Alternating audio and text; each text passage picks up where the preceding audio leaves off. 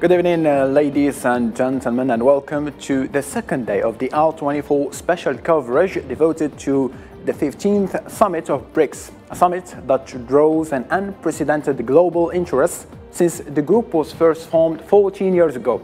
Addressing the summit, Russian President Vladimir Putin stated that Brics should become a trading bloc representing the global majority, thus opening the door to expand the group to more countries in light of the many requests submitted by over 24 countries, including Algeria, Saudi Arabia, as well Argentina, among others. But on this setting, there is a debate among this bloc and the Brics members about how far expansion should go, with India being the most cautious, and what criteria should be set to select membership. Brazil supports the accession of Argentina to the bloc, but has warned that rapid expansion could dilute the group's interference, or rather influence, whereas others think the opposite, underlying that the group expansion will make the alliance much stronger. And for a better information and explanation, I'm joined live with our panel of guests made up of Mr. Shuaib Boutammeen, strategic advisor, who is here with us in R24 studios. Hello, Mr. Shuaib. Hello, my pleasure all the time. And of course, alongside with Mr. Hauli Schlanger, Vice President of the Schiller Institute from Germany. Also, Mrs. Zhang Chanhui, journalist of the CGTN National Television from China, and Naljani Marjani, political analyst from India. Madam, gentlemen, thank you ever so much for taking part with us in this discussion. A short break and we start our debate.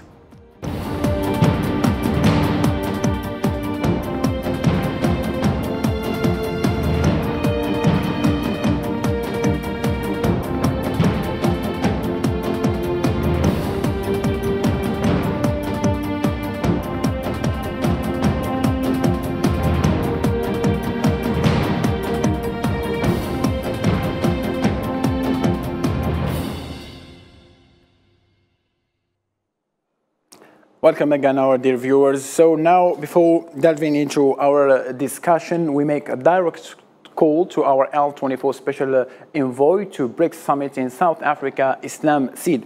Islam, first of all, what are the main outcomes of the second day of the Brics meeting?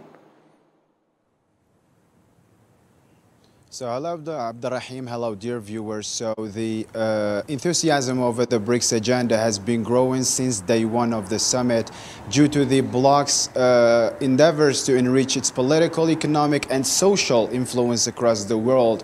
And the first day or the second day of the summit was follow-up discussions over plans for inclusive global economic growth and boosting cooperation as well as multilateralism. And also what marked the second day of the summit is the presence of the Chinese President Xi Jinping, along with the Russian Foreign Minister Sergei Lavrov, who attended the summit and represents the Russian President Vladimir Putin, who also participated in the meeting via pre-recorded video. And also the bloc also expressed willingness for broader development in various areas and investments, as well as endeavors to shake off the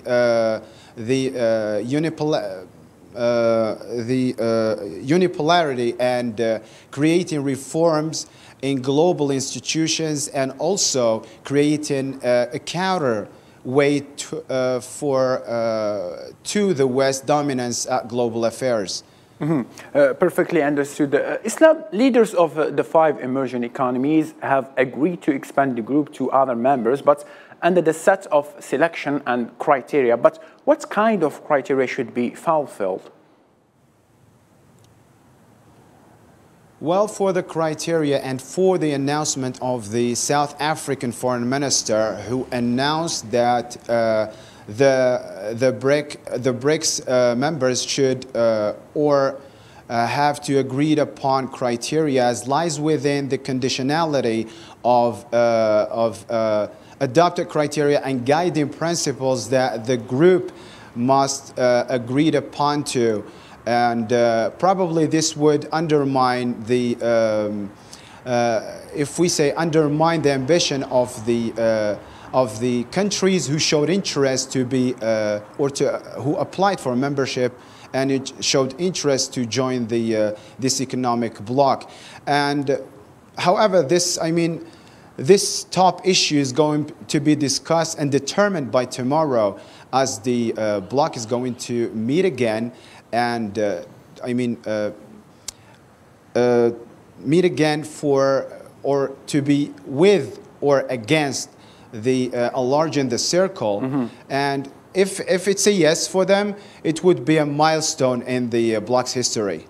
Perfect. Thank you ever so much, Islam, for this clarification. You joined me live from Johannesburg, South Africa. Now, as a piece of information, the leaders of the Brics countries agreed in Johannesburg on the process of expanding the group and adopting a document defining its principles. South African Foreign Minister Naill said that the leaders agreed on guidelines and special principles to frame the process of expanding the group that defines mechanisms for researching the presence of new members. The agreement on mechanisms for expanding the group paves the way for dozens of countries interested in joining the group to provide justifications for membership in the Brics. We have agreed on the matter of expansion.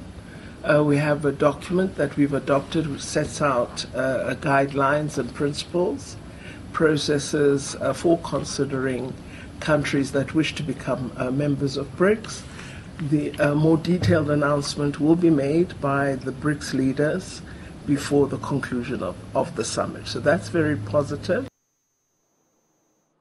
To this point and the statements of the Foreign Minister, Mr. Shuaib, the 15th edition of the Brics Summit was held in years under the slogan Brics and Africa, due to the increase in interest to the African continent. So how can African countries benefit from this economic bloc? Yeah, great. Good night for you and for all your guests. I believe that today we see that Brics, we see many members, they are looking to join this bloc. So let me go historically just a few decades after the Second World War, when the dollar, the currency, was being created. And we have seen how many financial institutions have been really created after that. So we have seen two powers. We have seen the currency of dollar, the power of dollar, and the military power. So since decades now, and developing countries were looking to join, let's say, International Monetary Fund, they were interested to join many international institutions. But the Western countries were all the time imposing very tight conditions on them. Just to give you an example, International Monetary Fund was imposing many conditions on developing countries, including African countries. So with time, we see for decades, they impose very tough conditions. So in kind of debt, for example, in kind of bank loans, so they increase the rate, the interest rate on them. So by the time these countries, like they say, okay, it's fed up today, we need another alternative. So when the Brics came up, just in 2009, where South Africa joined the group, the bloc, and 2014, when Development Bank has been created inside this bloc. So we have seen like a rush of many countries, African countries, to take part of this bloc.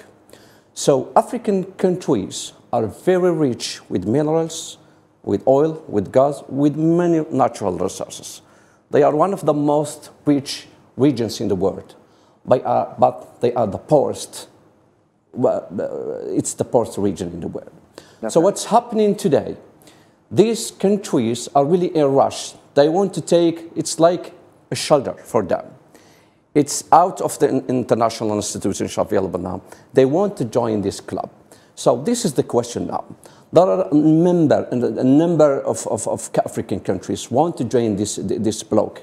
But there is, it's up now to the Brics, 5 members, to decide who will be a member of this. I think that what they should do now is to make a setup or to make some conditions how to join this bloc. So they will, I believe they will discuss about the interest rates, how to manage the rates, how to manage the bank. So I think it's a very tight choice at the moment. Algeria wants to join the bloc, Saudi Arabia, Argentina, UAE. So there is a big demand to join the bloc. So Africa, I think, in my opinion, will add a real value to this bloc. But this is the question. Why the African countries want to be part of this bloc? So as I told you before, for more than 6 decades, the African countries didn't get nothing from any international institutions. Mm-hmm. But what they want now, I think that they want an added value. This value is like technology. So they have the minerals, they have everything available. So what was happening before, that the Western countries were taking everything in Africa with a very cheap price.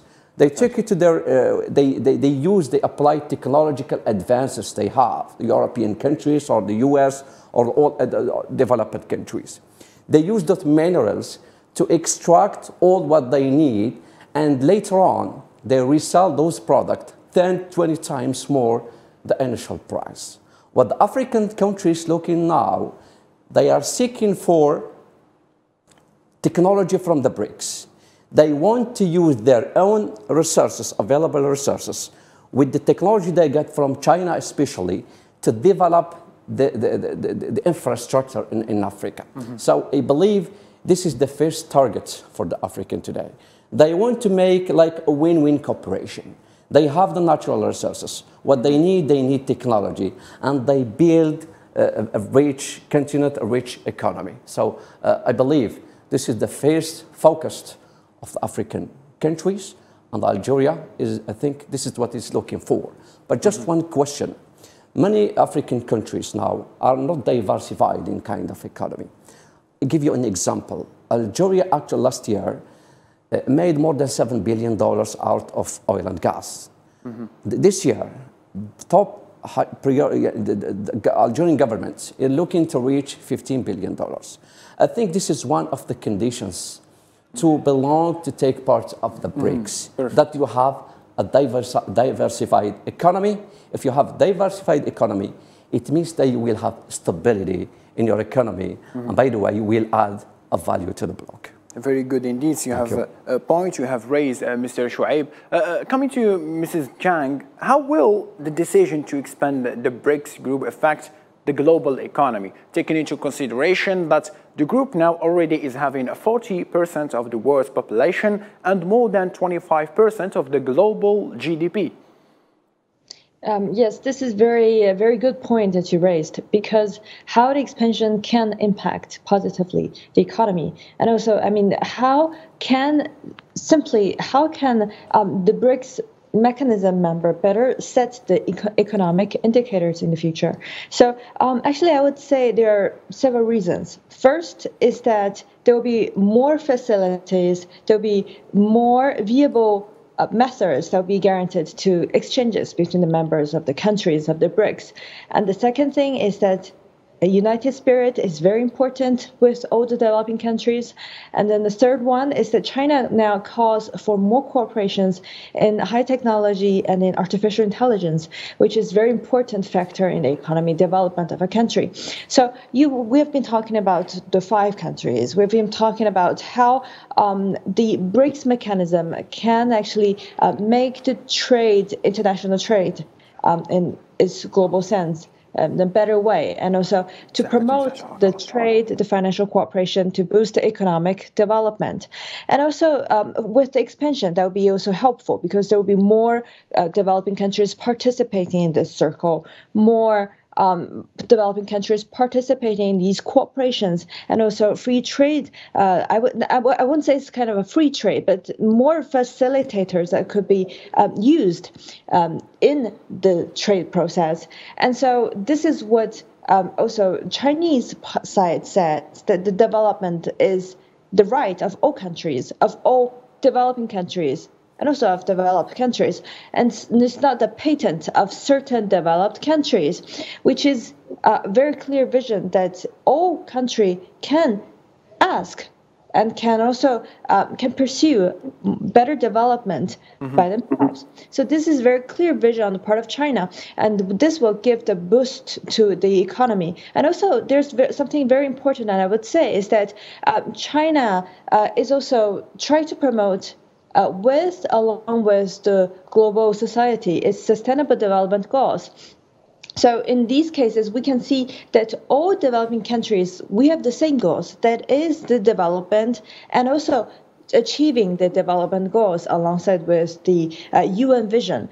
And also, I would say another part is that it is very important that all developing countries come together to oppose to decoupling and broken chains, which is now kind of popular, I would say, in the international society, and also the path of development, of revitalization, because you need to know, and it's very important to know that according to the IMF data, the 5 BRICS member countries have contributed to more than 70% to the global economic growth since the creation of the BRICS mechanism. So we can see that the developing countries is a driven force in the global economic growth. So this is why China is still investing a lot in promoting the cooperations between developing countries, and also have more cooperations to become with the artificial intelligence, with the high-tech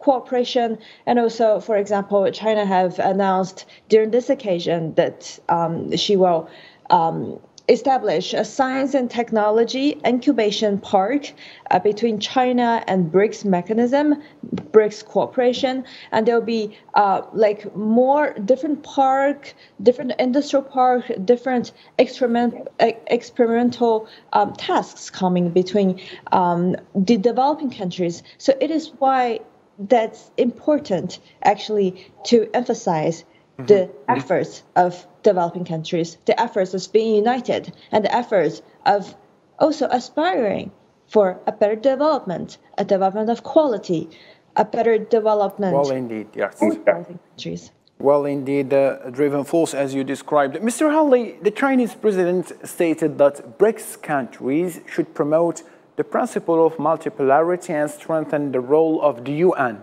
And he encouraged countries to join the BRICS in order to create a fairer world. Will the BRICS evolve from to a completing geopolitical bloc, as he's trying to say? Well, let me go back to the question of what it is that's bringing these countries together and why so many countries want to join the BRICS. There's been a weaponization of the global financial system, which is being done by Washington, London, and NATO.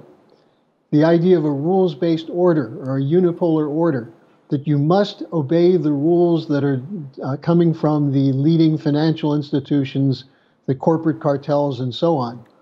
And these are the rules we've seen for almost 400 to 600 years of colonial imperial rule, which did not allow for the development of the nations of the global South. So what we're seeing now is a moment in history where the nations of the global South are finding a voice.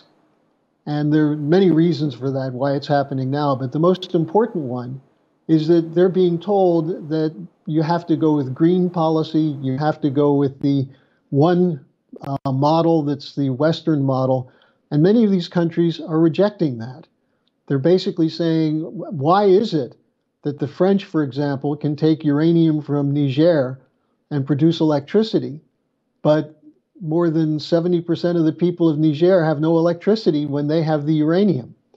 And so we're seeing a fight for justice. And I think this is the most important reason for unity. Prime Minister Modi said today the slogan for him is one earth, one family, one future. And the idea of working together for mutual benefit. Now this fits perfectly with what Xi Jinping and the Chinese have been doing with the Belt and Road Initiative. The idea of win-win cooperation, mutual benefit, concern with the needs of others, as opposed to what the Western countries have done using the International Monetary Fund to impose conditionalities that prevent economic development. So at the Schiller Institute, we see this as a moment that has been long in coming, but is now here. And as President Putin said, it's unstoppable. The only way to stop it is to sow division among the countries. And that's why you're seeing in the Western media all this debate over, is there agreement on expansion or not? Is there agreement on one currency or not? These are issues that have to be worked out over time. But by trying to provoke splits, it's the old geopolitics. And I think the most important thing about what the BRICS represent is a move beyond geopolitics, beyond divide and conquer, to look at the needs of all nations and to see the world as one humanity that will benefit from cooperation, including the nations of the global north. And we're circulating a resolution calling on the nations of the global north to not oppose the BRICS, but to recognize that this is the direction of the future, and they should be engaged in cooperation that has not taken place over the last 50 or 60 years. Perfectly understood, Mr. Hawley. Mr. Mirjani, BRICS leaders have made harsh criticism of the current global financial systems and have called for their reform. What mechanisms do you believe will make this possible, and how do you think this will happen? Well, certainly, like my previous panelist said, it's financial inclusion is the key here, and many of the emerging economies or developing countries, as we say, I mean, they are not part of this financial mechanism. So I think that would be the key, and this is what those countries that are aspiring to join BRICS, they are hoping for from this grouping, that they would be included financially, and the BRICS would help them in economic development and infrastructural development of their respective countries. So I think financial inclusivity is the key here. And if I may just go back to what Prime Minister Narendra Modi said, India's stand has been always to support the global south, and India is in a unique position, I would say, because on one hand it is the 5th largest economy in the world, and also but it is also a major advocate, a major proponent of and supporter of the global south. So even after becoming one of the largest economies, India's focus has remained on global south, and India has always voiced its support and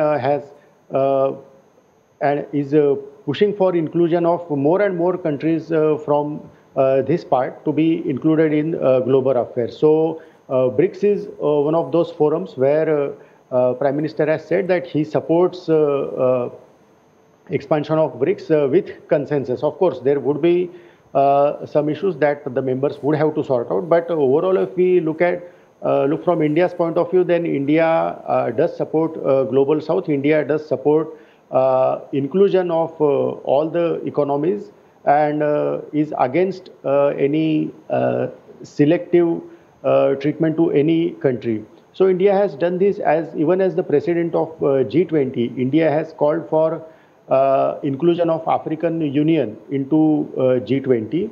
So if we consider, from India's point of view, if we look at this, then yes, the expansion should happen, and it should be based on economic principle, equitable economic principle, equitable development. That is what India stands for, and India supports. So I think only from that perspective, if all the BRICS members agree, and if they present any particular economic model for the aspiring countries to join, then I think that is what they are looking for. If they are not getting the treatment from the global financial institutions, then of course these developing countries will look at alternative, and BRICS could provide that alternative. And I think this is just a beginning. I think it would be a long process, but I think the members would agree that many of the countries, like African countries or even countries from Latin America or Asia, I mean, they need to be included in this global system, right, and they must not be left out, and they also should be developed, those who are underdeveloped. Thank So I you, think, Mr. Marjani. Derived from your words coming to you, Mr. Shuaib, he's saying that India now is calling even to the inclusion of the Union of Africa in the G20 and, of course, in the Brics summit. And do you think that the African countries, mainly the developing countries, what benefits they will give to the bloc? Okay, great question. First of all, let me congratulate your guest from India, as yesterday India succeeded to reach the moon, and this is the fourth country in the world succeeded to do it, to send uncrewed spacecraft. So, and there are 4 countries in the world succeeded to do it. So, United States, Russia, India, and China. So, 3 countries of them are members of the Brics. And that's something good, yeah. Yeah, and if we open this bracket about this, this is showing how the Brics is going to be strong. So 3 countries succeeded to reach the moon, so they have technology. So this is a proof that they have technology, and really they can really add value to the members, all countries. They want to take part of it. So as I told you before, African countries are very rich, natural resources.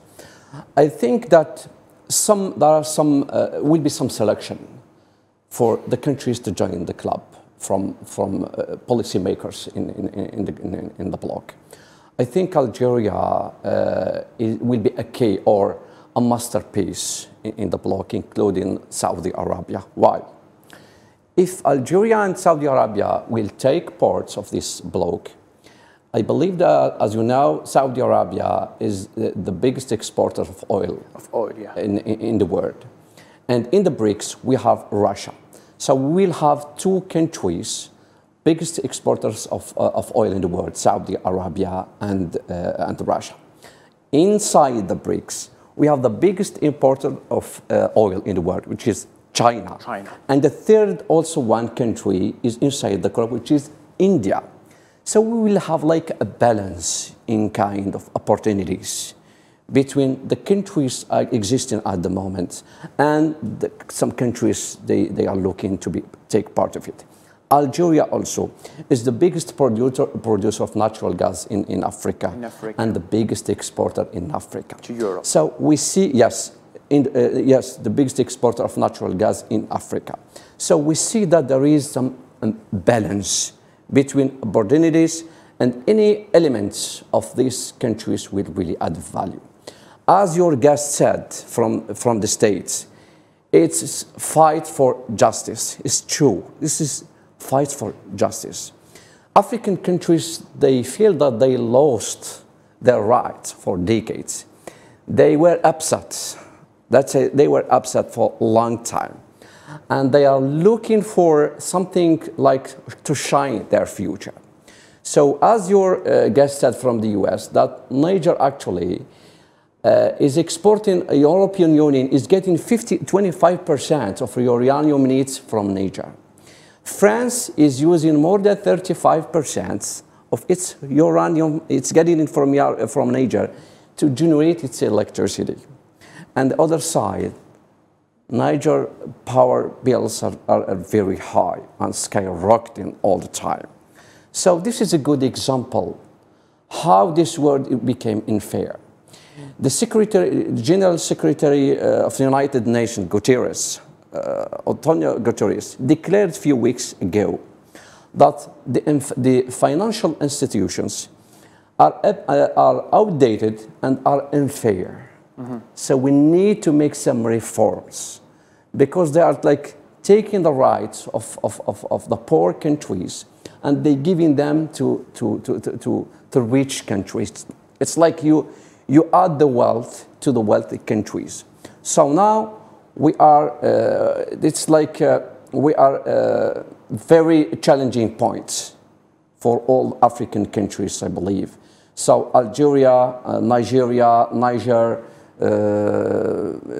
Mozambique, all this, Angola, all they have oil and gas and minerals. But let me tell you something very important. Why China, for example, why the Brics are also interested to join some African countries? I tell you something highly important. The future now, the future focused or target is the energy transition. What we see the problems, all inflation around the world, when we see the troubles around the world, are caused by the high energy prices. So the energy transition is the target in the future. If we say energy transition, it means that we phase out oil and gas gradually and some minerals, some coal, and we go to the renewable energies. If we go to the renewable energies, we need minerals. We need iron, we need cobalt, we need graphite, we need nickel, and all these components are available in Africa. Perfect. So tell you another point. China has a giant EV, electrical vehicles, a giant in the world. It's the first maker. Briefly, Mr. Bottom, so we can give the word to Brics. We do have limited time, please. Yes, no problem. So just, if we talk about the energy transition, Africa will participate, will add a very great value to the energy transition because it has minerals, and those minerals are used in renewable energies. That's why I think BRICS members, they are looking for African countries to participate, to take members of that. Perfectly understood. Derived from the word of Mr. Shuaib, he's talking, kind of addressing the words of you, Mr. Halley. You are an American, but based in Germany. Brazilian President also Lula da Silva criticized the IMF's loans and describing it as suffocating, and hinted at a possibility of BRICS Bank increasing lending to other countries with a different criteria to stimulate their economies. How can you describe this statement and what he meant by saying suffocating loans, Mr. Hawley? Well, I totally agree with what President Lula said.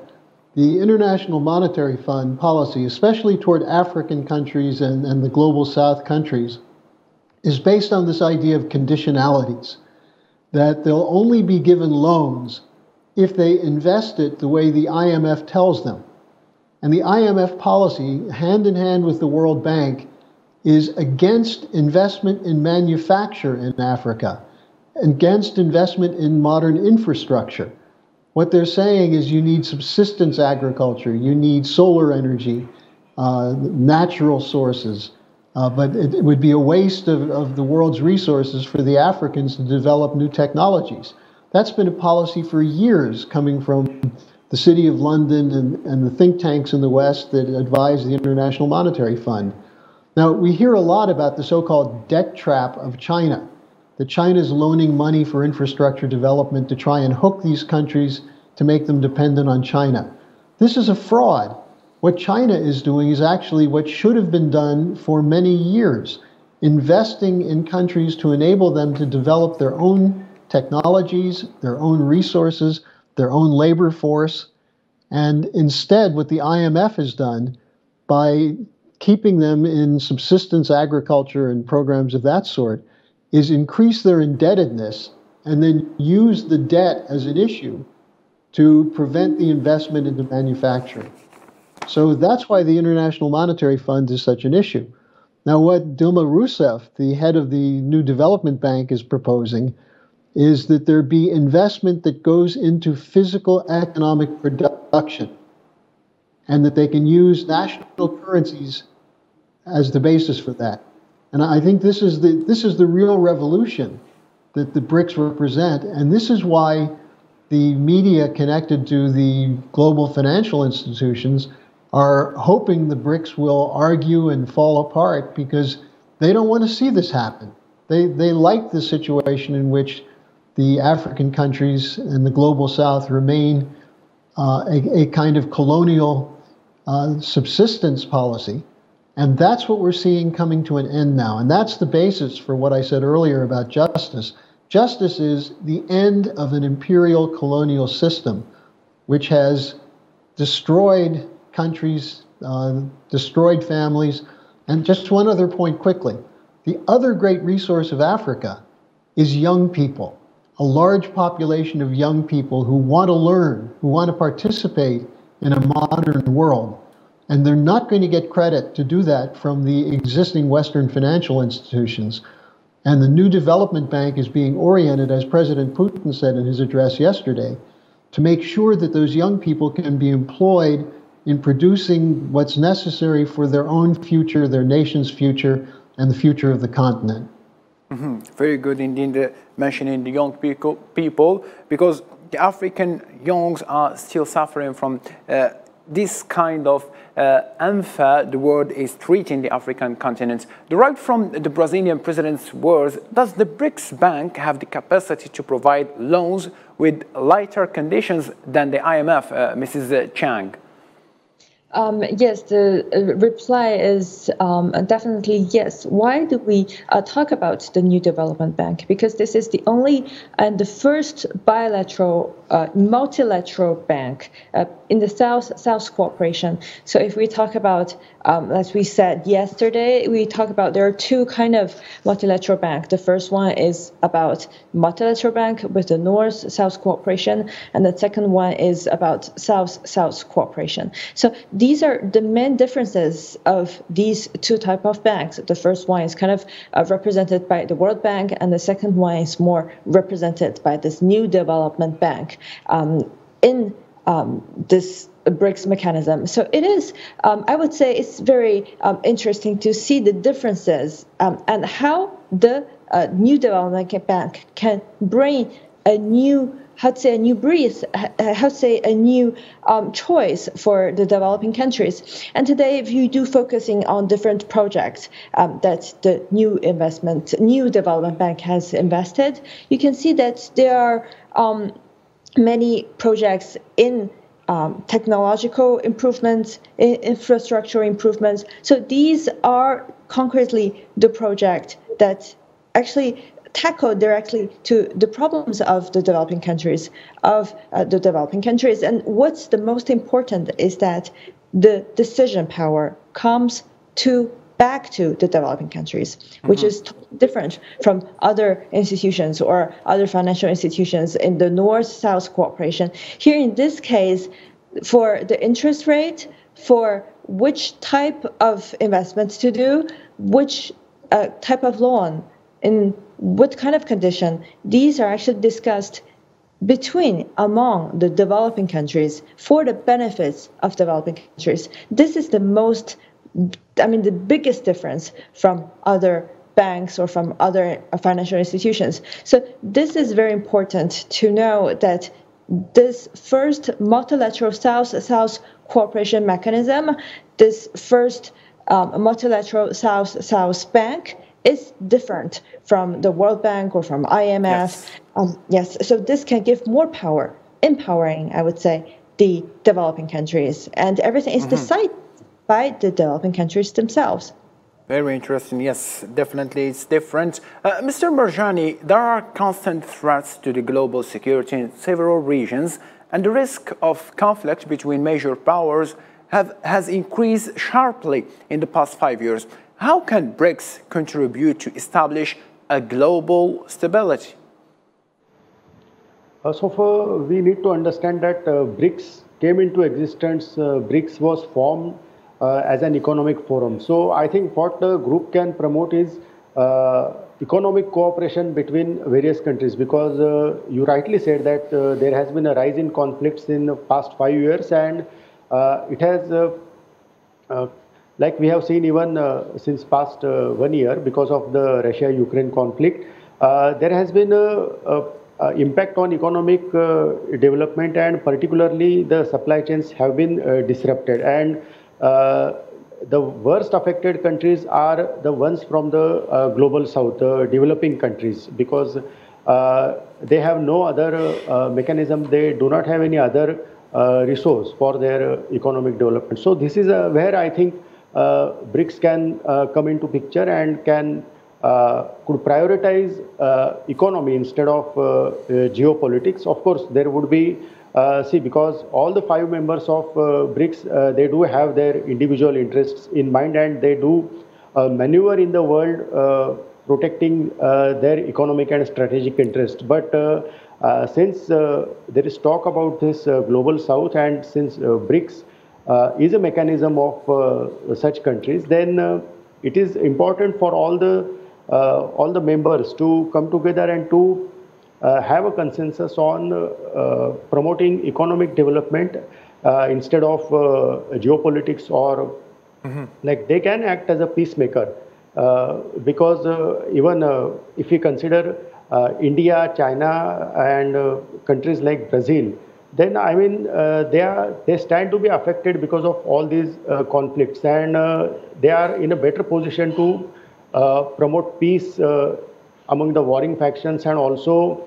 to make their voices heard that the global south is suffering because of this conflict. So I think basically it comes down to the economic inclusion and economic development of the global south, and to promote their interests and to protect their economic interests. So I think this is where BRICS role is going to be important, not just for now, but also in the future, if they prioritize economy and infrastructure development. Hoping so. Now, tackling another angle in our discussion, regarding the negotiations to include new members in the new development bank, the South African foreign minister described the ongoing talks in Johannesburg as a good and positive, announcing the postponement of decision to expand the use of local currencies until the next BRICS summit in Russia. I think the sessions have gone so far very, very well. The briefings to the heads of state, the innovative thinking that the new president of the new development bank is bringing into the bank. We now have Dilma Rousseff, the former president of Brazil, as president of the NDB, and she indicated some really exciting thinking about the future and the whole discourse around the use of local currencies. So this is a matter that is clearly on the agenda of the Board of Governors of the NDB, and we look forward to hearing more about that at the next summit, which will be in Russia. So, briefly speaking, we do have less than 9 minutes to conclude the show. Mr. Howley, postponing the decision of the group's expansion until the next meeting in Russia bears a special significance. What can you tell us in this regard? Well, I think there's an intensive effort coming from the NATO countries to dismantle Russia, to weaken Russia. This is what was said by the U.S. Defense Secretary at the beginning of the war in Ukraine. And why is that? Well, Russia is a sovereign nation. Russia makes decisions based on what's in the interest of its people. And this is the idea of the BRICS, that every nation has a right to sovereignty based on its traditions and culture, but that you can solve problems through negotiation. And I think this is where we're seeing the West really disrupting the potential for the development of the global South even further. But this is why economic policy is at the core of stopping wars. Nations that work together, that are building bridges, building highways, the kind of interconnectedness that the Belt and Road Initiative represents, these are part of what builds peace and cooperation. And one point on that, on the question of national currencies, the president of Kenya made a very important point in a dialogue with President Macron of France. He said, why in Kenya should we have to buy dollars to purchase goods in Djibouti? And this is what countries are now realizing, is that they're paying a tax to the international banks for what should be a fair exchange. And if anything, the BRICS represent this idea of fair trade, of economic justice, and I think this is why this is becoming an unstoppable process. And interesting. Mr. Marjani, can we already call the BRICS alliance as an independent economic powerhouse, although the country's bloc still continues to rely on the dollar for financial transactions?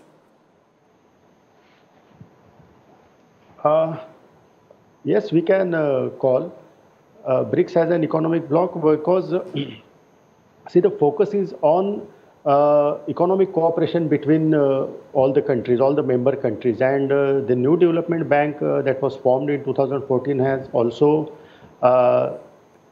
that aim of giving assistance to for economic and infrastructure development. So yes, BRICS basically remains an economic bloc and which promotes economic cooperation. Now coming to whether it can go for a common currency, I mean that remains to be seen, because that issue I don't think can be easily resolved in this summit, because each country has its own concerns and own interests to be looked after. So I think that could take some time.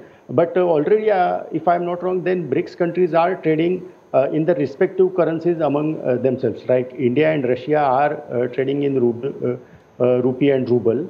So this process is going on. But whether BRICS can actually have a common currency to trade among themselves, I think there is still a long way to go. But until then, I think these countries can, of course, start trading, I mean, continue trading in their respective currencies when they have bilateral trade or even multilateral trade. So I think that process has started, even if it may not lead to de-dollarization as it is popularly called, but still these countries can further develop this mechanism and also extend the same mechanism to the other countries should it expand in future. Perfectly understood. Mrs. Chang, just kind of a general question. Will the United States and the West in general change their view of dealing with the BRICS countries? I mean, don't you think now it's the time for Washington to adjust its policies to ensure a good position in multipolar world? Yes, it's very important. It's crucial for the U.S. and also for the BRICS countries to shape the international scene. And it's very important that each part know what they're interested in today in this world. Because today we can see that there are many unpredictable risks coming. And the fact that we are independently choosing the path of our development for the developing countries is crucial at this period. Especially, I think this comes to the interest of the BRICS mechanism, jointly uphold our right to develop together and advance towards a modernization, which means a modernization that's chose by the developing countries themselves, but not imposed by any developed countries. So this is very important to a very important philosophy, or I would say a very important attitude to take for all the developing countries. So today we need to carry it forward, the BRICS spirit of openness and inclusiveness. So this could be very interesting from the part of the U.S. when they talk and when they see the BRICS mechanism with this openness, with this inclusiveness, with this women cooperation, and also with the financial systems like the financial bank, like what we have talked about, the new development bank. These banks are actually 100% give the right and give the sovereign right back to all the developing countries and also all the South cooperation. So this is a major difference between the U.S. way of developing and the BRICS mechanism of developing. But I mean, it is very important to understand the international fairness and justice, and is also important to increase the voice and influence of emerging markets and developing countries in the world. Pointedly so this understood. I'm sorry to cut your train of thought, but we are very limited now. We started with you, Mr. Shuaib, so we are coming to an end and concluding with you as well. So, Mr. Shuaib, tomorrow, I believe, is the day that the summit come to an end, the third day. What is the expectation and the outcomes that we can generate from this summit? Okay, great. Let me highlight something quickly. I think that BRICS actually has a very talented and skilled labor and a very cheap workforce. It's very cheap in these countries, especially China and India. So adding new members, developing countries, means we need natural resources, oil and gas and minerals. So with this combination, I believe, this expansion of the BRICS, we pave the way for the multipolar system. So, and we can phase out the unipolar system looming at the moment in the world policy. So I think that by tomorrow, the first thing I think comes, they have to set conditions on how the members will join, how to organize the bank loans, how to organize, how to afford the credits. I think it will be some put some organizational conditions. So I think it's in the setup condition at the moment, and I believe they will month will have deep discussions between the Brics members, and will be selection how to get more members, and I think that the selection will be very accurate, because there will be no errors. If you make a mistake today, you will that mistake will take longer to repair it. So I believe that we are in conditions now, very tough conditions. The world is passing a very critical economical crisis. So I think we have to be self-organized and well target-orientated to finally arrive to a good living conditions on the all. We live in a multipolar system, and all populations will benefit of that. Mr. Shuaib, thank you ever so much for being with us here in our studios. My pleasure. In this conclusion, we come to an end. Thank you ever so much, Mr. Hao Li, for being with us from Germany. Mrs. Chang from China, thank you ever so much always for taking part with us. And also we thank a special thank to our Indian guest, Mr. Marjani. Thank you ever so much also for our dear viewers for being with us in this second day of the special coverage. Tomorrow another one will be as a concluding one. For this, all I can say at the end, take care of yourself and good night.